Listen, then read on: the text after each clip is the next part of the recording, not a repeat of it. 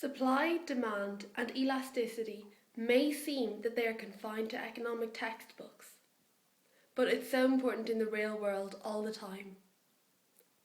It's not only big businesses that are affected by changes in supply and demand, but profits, costs, and revenues are determined by these for even the smallest businesses.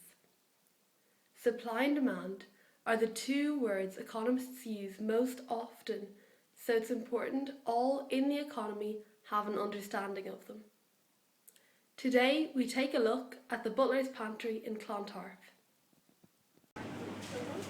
If a neighbouring shop put down its prices, what would the effect be? Well, for instance, if in the case of coffee, we might monitor the coffee prices in the area because there's this happened recently, so there's 5 different places that sell coffee. We'd make sure that our price is most competitive, and then we might do an offer, see what the other places are doing and then do half a bar or a coffee and a sandwich. So offer something different. Yeah.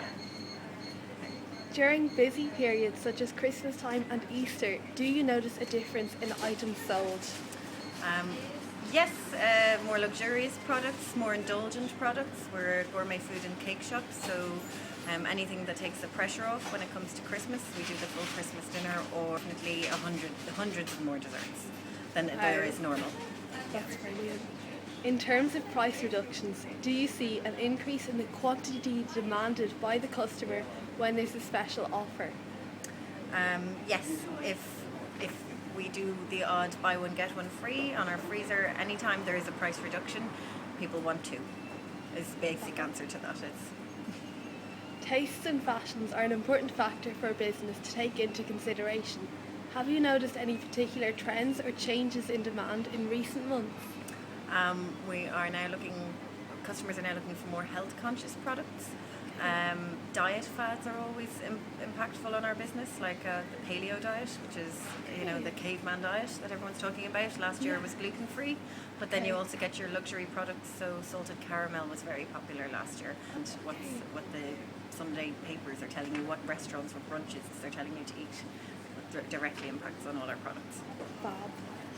During the recession, did the demand for some goods stay constant while others fell? And are there some examples of goods that you could give? Well, in a shop like this, again, it's luxury discretionary. You always need cake, whether you're happy or sad. Wow. So we did okay. We held our own. Things got tight, but we held our own.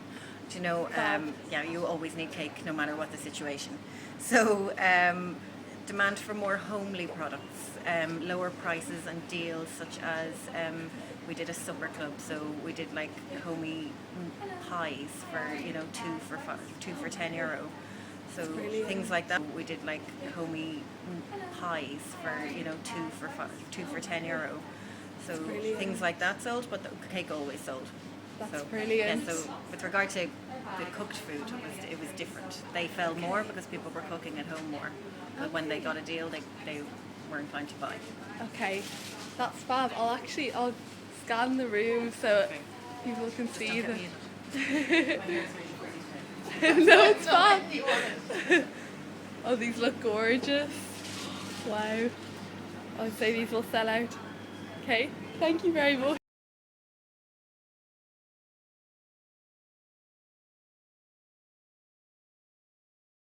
Hey, so I'm just here with Lisa and I'm just going to ask you a couple of questions if you don't mind. So this is new here, and have you found that you've gotten a lot of business, and have you made, maybe more money than you would have normally because of this? During the week it's quiet. Yeah. The weekends are super busy, so Fantastic. The money makers the weekends. Yeah. And do you find that the location helps a lot because of the number of people? Absolutely, yeah. There's a huge amount of offices around here, so yeah. So it's. And we've heard that some of the surrounding shops are unhappy because they're taking away business, whereas everybody here is like, the competition creates a tougher market, and it really encourages everybody to be their best. And do you agree with that notion? I mean, people are going to come in, they're going to wander through the market anyway to have a look, and there's things here that aren't necessarily in high street retail shops or coffee shops and things. if it creates competition, all the better for everyone. So the supply increases the demand, basically. Definitely, yeah. Right, fantastic. Thank you very much. Okay, so I'm just here with Robbie, who's just come out of the Christmas fair, and if you don't mind, I'm just going to ask you a couple of questions for my economics project. Firstly, did you find yourself spending money in the Christmas fair today? Yeah, I spent quite a bit of money in the Christmas fair today. Oh, really? Yeah. Can you give me an estimate of how much you actually spent? I mean, I didn't want to spend more than a tenner, but like I'd say I easily spent like 35 quid in there. So you found that you spent much more just because the Christmas fair was actually there and ongoing? I'd say that I spent more money than I intended to just because the Christmas fair was there and ongoing. Okay, fantastic. Look, thanks. Okay, so I'm here with John, and if you don't mind, I'm just going to ask you a couple of questions. So you've just come from the Christmas market, yeah? And have you found that you've spent money in the Christmas market, yeah? Well, have you found that you've spent more money than you regularly would? Yeah, more than I intended to anyway. There was just lots of stuff there, so... Yeah, you found that just because it was there, you had... Actually, just stuff catches your eye, you know yourself. Yeah, so it was there. Okay, so what you found is that because these stalls are there, and because you've had access to them, and because there's actually this supply of goods, you've spent more money, correct? Pretty much, yeah. Right, fantastic. Thank you, John.